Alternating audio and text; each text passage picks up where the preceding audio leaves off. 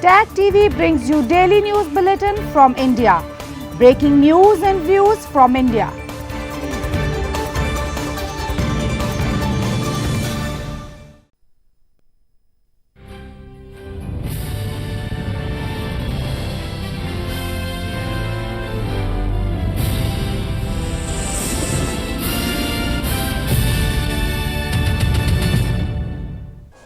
Good evening, welcome to South Asia Newsline. I am Uzma Jaffrey. Here are the top stories we are tracking for you on Friday, the 26th of April.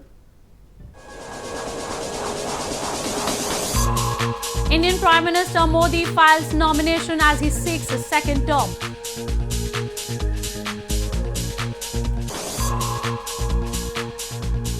Sri Lankan President urges unity among political parties.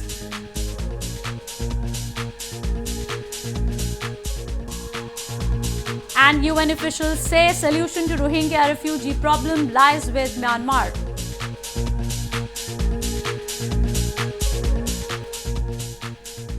And now for all the details. Indian Prime Minister Narendra Modi on Friday filed his nomination papers in Varanasi city of India's northern Uttar Pradesh province, hoping to hold on to the seat for a second time in India's general election. Varanasi was one of the two seats that Modi fought and won at the last election in 2014. Indian Prime Minister Narendra Modi on Friday filed his nomination papers in Varanasi city of India's northern Uttar Pradesh province, hoping to hold on to the seat for a second time in India's general election.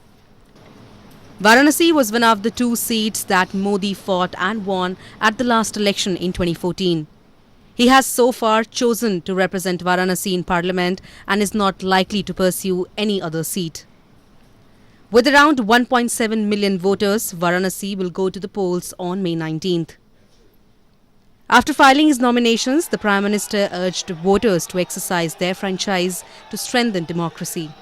3 चरण हुए हैं, बाकी जो भी मतदान बाकी है, सभी चरण में बहुत ही शांतिपूर्ण तरीके से एक लोकतंत्र के उत्सव के रूप में हमारे देश के मतदाता मतदान करें. Early on Thursday, Prime Minister Modi took out a mega road show in Varanasi in a huge show of strength by his ruling Bharatiya Janata Party or BJP. Surrounded by thousands of supporters, Modi bowed to the crowd with folded hands from an elevated podium. He then toured the city in an SUV, standing to greet supporters through the sunroof. The country's 39-day staggered general election from April 11th to May 19th has neared its midpoint, with votes due to be counted on May 23rd. At the end of his roadshow, Modi also participated in a holy Hindu ritual on the banks of the river Ganges. In news from Pakistan, Pakistani customs officials on Thursday destroyed narcotics and other smuggled contraband worth $21 million, including a historic amount of a compound used to make heroin. Pakistan is a major conduit for drugs flowing out of its western neighbor, Afghanistan, which is the world's largest producer of heroin.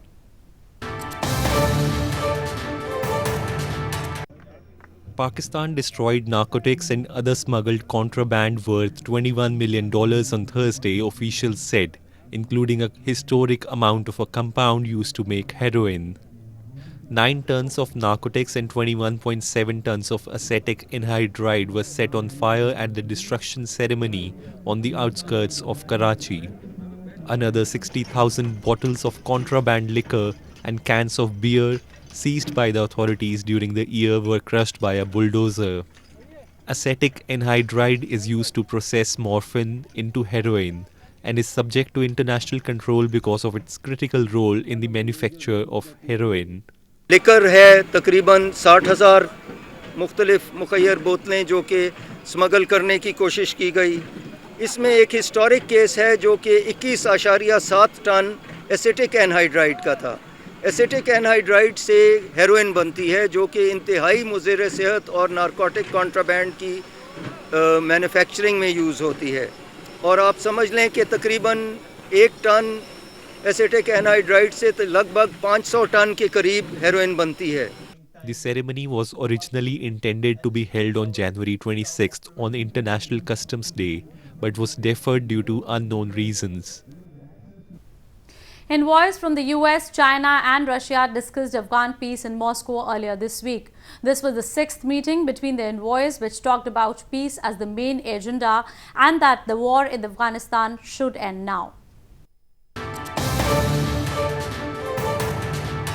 A trilateral meeting of special envoys from the United States, China and the Russian Federation was recently held in Moscow on the issue of peace in Afghanistan.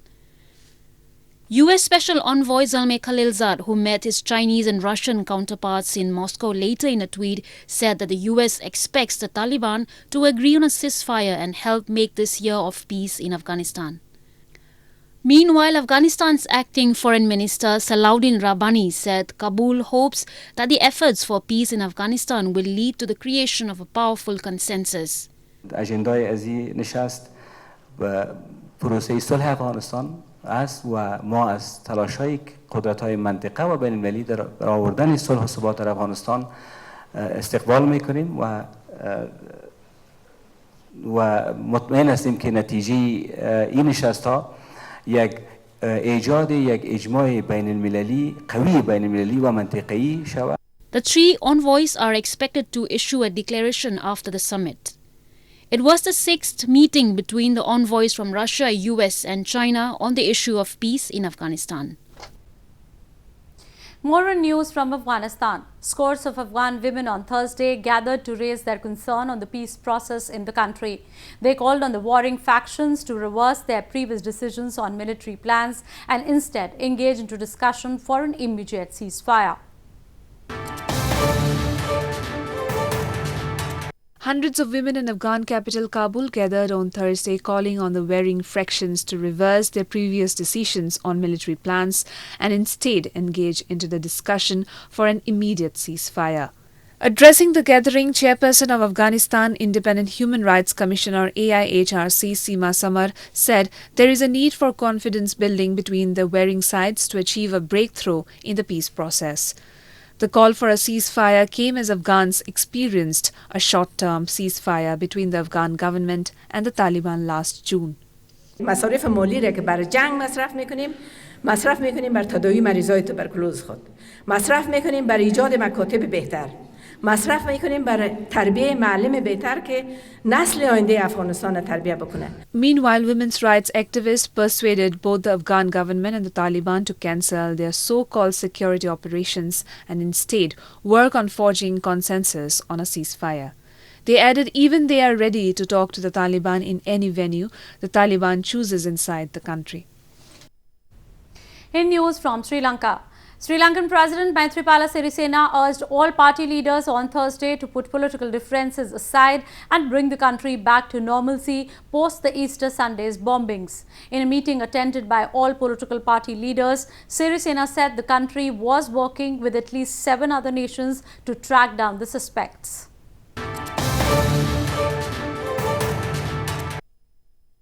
Sri Lanka's President Maithripala Sirisena urged all party leaders on Thursday to put political differences aside and bring the country back to normalcy. Suicide bomb attacks on 3 churches and 4 hotels on Easter Sunday that killed at least 359 people exposed significant intelligence failure, undermining security cooperation in the country. In a meeting attended by all political party leaders, President Sirisena said the country was working with at least 7 other nations to track down the suspects. ආරක්ෂක හමුදා ශක්තිමත් කරලා සාමාන්‍ය ජන ජීවිතය යථාවත් කරන්න ජනතාවට නිදහසේ සතුටින් ජීවත් වෙන පරිසරයක් හදන්න ඔබ අප සියලු දෙනාම එකට එකතු වෙලා මේ ප්‍රශ්නයට මුහුණ දෙමු කියලා මම ඊටාම ගෞරවයෙන් ඔබ සියලු දෙනාගෙන් ඉල්ලා සිටින්නේ. Meanwhile, Sri Lankan police on Thursday released pictures of several key suspects as a manhunt continued across the island nation. Over 70 suspects had been detained so far for cautioning across Colombo, the police said.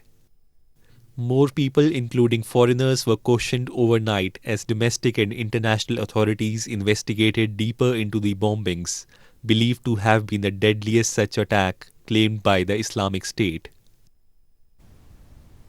Moving on to news from Bangladesh.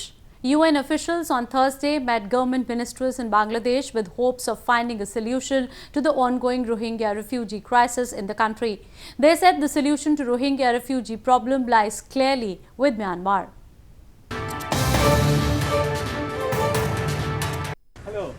United Nations officials on Thursday met government ministers in Bangladesh with hopes of finding a solution to the ongoing Rohingya refugee crisis in the country.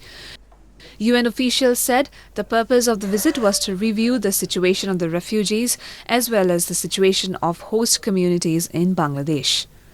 Rohingya refugees in Bangladesh are at risk of landslides in the coming monsoon season, Bangladesh's foreign minister said.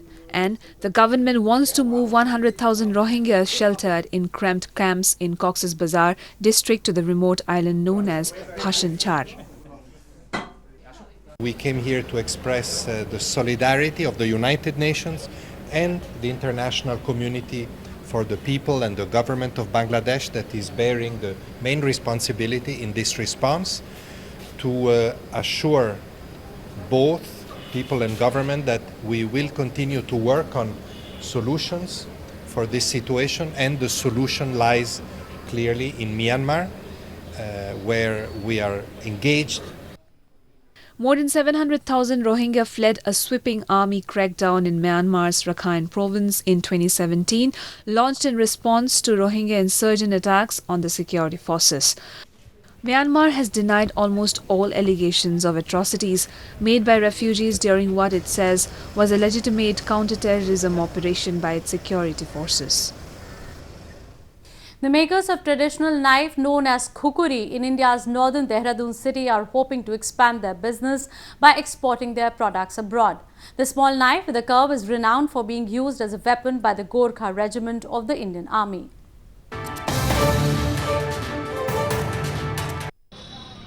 The makers of traditional knife known as khukri in Dehradun city in India's northern Uttarakhand province are hoping to expand their business by exporting their products abroad. The demand for indigenously made knives was always high in the Indian Army, but now the sellers have started getting orders from some foreign clients also, and they wish to increase the numbers. A khukri seller Vikas said that exporting their products to other countries would be profitable and a matter of pride for them. हमारा एक weapon जो भी है, जैसे कि हम traditionally Gorkha weapons बोलते हैं, वो अदर कास्ट अदर कोई भी दूसरी कंट्री में लेता है, वो तो हमारे सम्मान की बात है. वो तो हम भी उस चीज़ को रिगार्ड करेंगे कि हम भी ये चाहेंगे अच्छा बना के दें उन्हें. और हम तो यही कोशिश करेंगे, चाहे यूएस हो, चाहे ब्रिटेन हो, चाहे अदर कोई भी यूरोपियन कंट्री हो, वहाँ और भी ले जाए. Khukri is a traditional weapon associated with the Gorkha regiment of the Indian Army. The small knife with a curve is used both as a tool and a weapon by the soldiers. Well, that's the way it was in South Asia this evening. Before we conclude, the top stories once again. Indian Prime Minister Modi files nomination as he seeks a second term.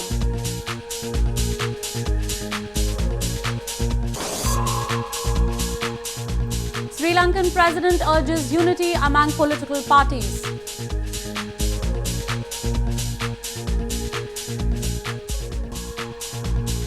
And UN officials say solution to Rohingya refugee problem lies with Myanmar.